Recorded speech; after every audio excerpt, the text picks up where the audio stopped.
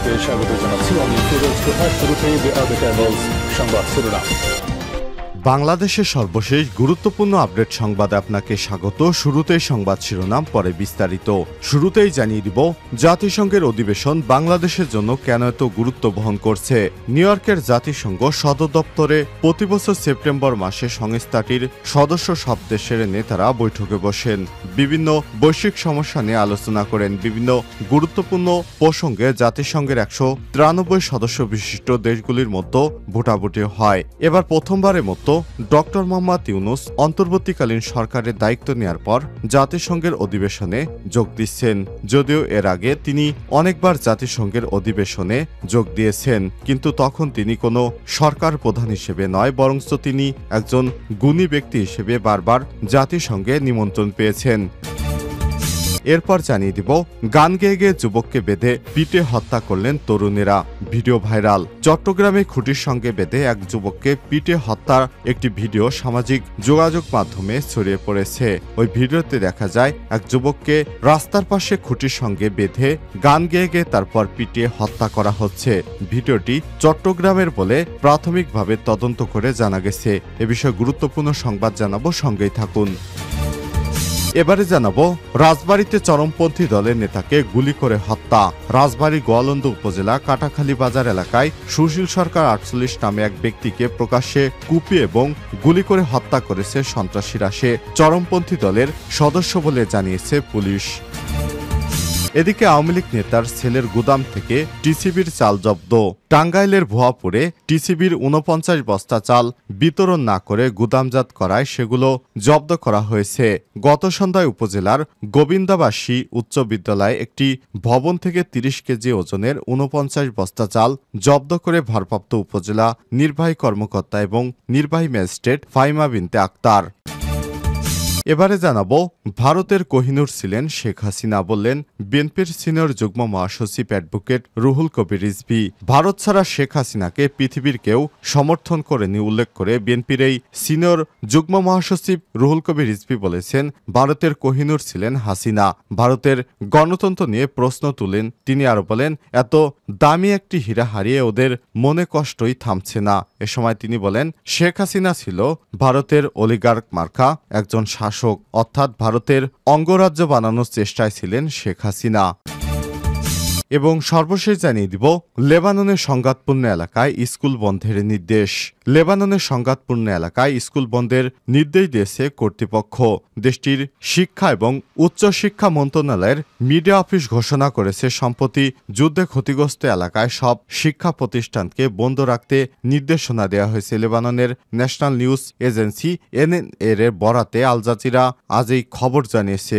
CNN আরও বলছে শিক্ষার্থীদের এবং সংশ্লিষ্ট জেলাগুলোতে বন্ধের বিষয়ে জানাতে নির্দেশ দেওয়া হয়েছে। এর আগে লেবানিস ইউনিভার্সিটির দক্ষিণের শহর সিডন এবং নাবাতি এবং টায়ারে শাখাগুলো বন্ধের ঘোষণা দিয়েছে। প্রিয় দর্শক, প্রসঙ্গত সম্প্রতি লেবাননের বৈরুতের শহরতলিতে পেজার বিস্ফোরণে ব্যাপক হতাহতের ঘটনা ঘটে। চক্রান্ত করে ইসরায়েল এই হত্যাকাণ্ডের ঘটনা ঘটায়। ইসরায়েলি এই হামলায় হিজবুল্লাহর একাধিক ঊর্ধ্বতন কমান্ডার সহ অন্তত 37 জন নিহত হন। প্রতিশোধ নিতে 22 সেপ্টেম্বর ইসরায়েলের উত্তর অঞ্চলে ঝাঁকে ঝাঁকে রকেট ছোড়েন লেবাননের সশস্ত্র গোষ্ঠী হিজবুল্লাহ যোদ্ধারা। এতে ইসরায়েল থেকে পালাতে শুরু করেছে দেশটির সাধারণ জনতা। প্রিয় দর্শক, এতক্ষণ শুনছিলেন সংবাদ শিরোনাম, এবারে বিস্তারিত।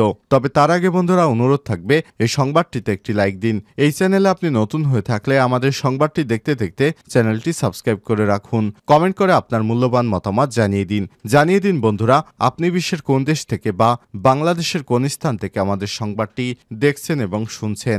এবারে বিস্তারিত। জাতিসংঘের অধিবেশনে বাংলাদেশের জন্য এত গুরুত্ব বহন করে কেন? নিউ ইয়র্কের জাতিসংঘ সদর দপ্তরে প্রতিবছর সেপ্টেম্বর মাসে সংস্থাটির সদস্য সব দেশের নেতারা বৈঠকে বসেন, বিভিন্ন বৈশ্বিক সমস্যা সমাধান নিয়ে আলোচনা করেন। বিভিন্ন গুরুত্বপূর্ণ প্রসঙ্গ টেনে জাতিসংঘের 193 সদস্য বিশিষ্ট দেশগুলোর মধ্যে ভোটাভুটি হয়। মানবাধিকার, গণতন্ত্র ইস্যুতে আওয়ামী লীগ সরকারের সময় যুক্তরাষ্ট্র, ইউরোপীয় ইউনিয়ন সহ পশ্চিমা অনেক দেশের সঙ্গে বাংলাদেশের এক প্রকার টানাপোড়েন তৈরি হয়েছিল। মানবাধিকার সংস্থাগুলো বাংলাদেশের পরিস্থিতির কড়া সমালোচনা করে আসছিল। গত 5 আগস্ট গণঅভ্যুত্থানের মুখে শেখ হাসিনা ভারতে পালিয়ে যায়। ছাত্র জনতার সমন্বয়ে নতুন অন্তর্বর্তীকালীন সরকার গঠনের পর বাংলাদেশ এবার জাতিসংঘের অধিবেশনে যোগ দিচ্ছে।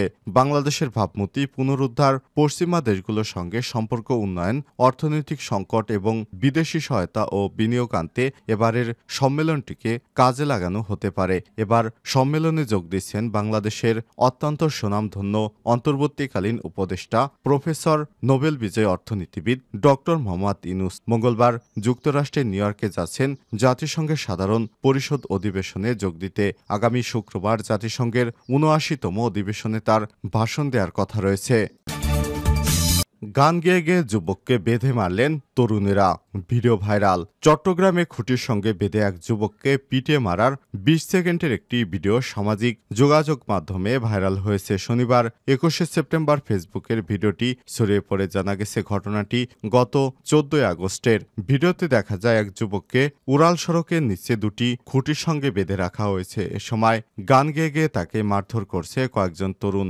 জানা গেছে মারধরের শিকার যুবকের নাম মোহাম্মদ সাদাত হোসেন, বয়স ২৪। সে যে স্থানে তাকে বেঁধে রাখা হয়েছিল সেটি চট্টগ্রাম নগরের আখতারুজ্জামান উড়াল সড়কের নিচের ২ নম্বর গেটমোড় এলাকা। মোহাম্মদ সাদাত হোসেন নোয়াখালী জেলার সোনাইমুড়ি থানাধীন পাঁচবাড়িয়া ইউনিয়নের নন্দা গ্রামের মিয়া জান ভুঁইয়ার মৃত মোহাম্মদ হারুনের ছেলে। ১৪ আগস্ট রাতে নগরের প্রবর্তক এলাকা থেকে পুলিশ সাদাতের লাশ উদ্ধার করে। এই ঘটনার পরদিন সাদাতের চাচা মোহাম্মদ হারুন বাদী হয়ে পাঁচলাইশ থানায় মামলা দায়ের করেছেন। পুলিশ জানায় গত ১৪ আগস্ট রাতে প্রবর্তক এলাকা থেকে এক ব্যক্তির লাশ উদ্ধার করা হয়। ঘটনাস্থল থেকে ওই ব্যক্তিকে উদ্ধার করে চট্টগ্রাম মেডিকেল কলেজ হাসপাতালের জরুরি বিভাগে নিয়ে গেলে কর্তব্যরত চিকিৎসক তাকে মৃত ঘোষণা করেন। তার স্ত্রী ফেসবুকে ছড়িয়ে পড়া ভিডিও দেখে শনাক্ত করার পর জানা গেছে এটি সাদতের লাশ।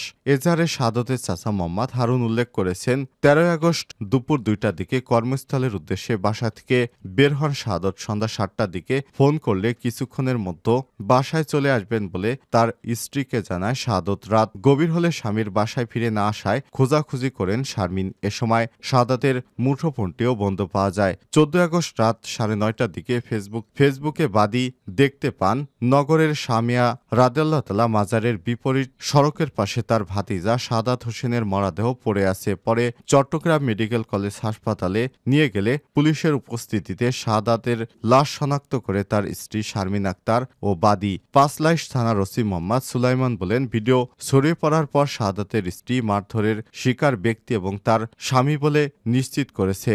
যারা মারধর করছেন তাদেরকে শনাক্তের চেষ্টা চলছে। রাজবাড়ীতে চরমপন্থী দলের নেতাকে গুলি করে হত্যা। রাজবাড়ী গোয়ালন্দ উপজেলার কাটাখালী বাজার এলাকায় সুশীল সরকার ৪৮ নামে এক ব্যক্তিকে প্রকাশ্যে কুপিয়ে এবং গুলি করে হত্যা করেছে সন্ত্রাসীরা। সে চরমপন্থী দলের সদস্য বলে জানিয়েছে পুলিশ। রোববার ২২শে সেপ্টেম্বর সন্ধ্যা ৭টার দিকে কাটাখালী বাজার ৩ রাস্তার মোড় এলাকায় এই দুর্ঘটনা ঘটে। নিহত সুশীল সরকার উপজেলা হাউলি কেউটিল এলাকায় মৃত মনীন্দ্রনাথ সরকারের ছেলে। তার বিরুদ্ধে ৩টি অস্ত্র এবং ২টি হত্যা মামলা রয়েছে।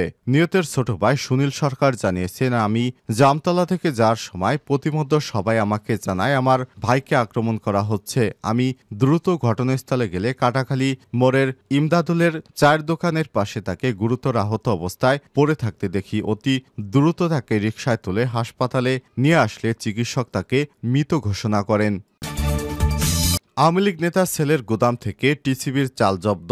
টাঙ্গাইলের ভুয়াপুর টিসিবির ৪৯ বস্তা চাল বিতরণ না করে গুদামজাত করার অভিযোগে সেগুলো জব্দ করা হয়েছে। শনিবার ২১শে সেপ্টেম্বর রাতে উপজেলার গোবিন্দাসী উচ্চ বিদ্যালয়ে একটি ভবন থেকে ৩০ কেজি ওজনের ৪৯ বস্তা চাল জব্দ করেছেন ভারপ্রাপ্ত উপজেলা নির্বাহী কর্মকর্তা ও নির্বাহী ম্যাজিস্ট্রেট ফাহিমা বিনতে আক্তার। পরে ডিলারের বিরুদ্ধে ব্যবস্থা গ্রহণ করে জব্দ হওয়া চালের বস্তাগুলো অন্য এক ব্যবসায়ীর অধীনে রাখা হয়েছে। জানা গেছে গত শনিবার শনিবার উপজেলার গোবিন্দবাসী উচ্চ বিদ্যালয় মাঠে ট্রেডিং কর্পোরেশন অব বাংলাদেশ টিসিবির কার্ডধারীদের মাঝে পণ্য বিতরণ করা হয়। এতে কার্ডধারীরা তেল, চাল, ডাল নিলেও চাল পায়নি। নিয়ম অনুযায়ী ডিলার পণ্য বিক্রি করতে না পারলে সেগুলো আবার উপজেলা নির্বাহী কর্মকর্তাকে অবহিত করে তার কাছে অবিকৃত পণ্য বুঝিয়ে দিবে। কিন্তু টিসিবির ডিলার কার্যক্রম ফাঁকি দিয়ে তিনি একজনের কাছেই এই চালগুলো বিক্রি করে দিয়েছেন। এরপর খবর পেয়ে ডিলার বরাদ্দ পাওয়া চালের মধ্যে অর্ধেক চাল সরিয়ে নিতে পারলেও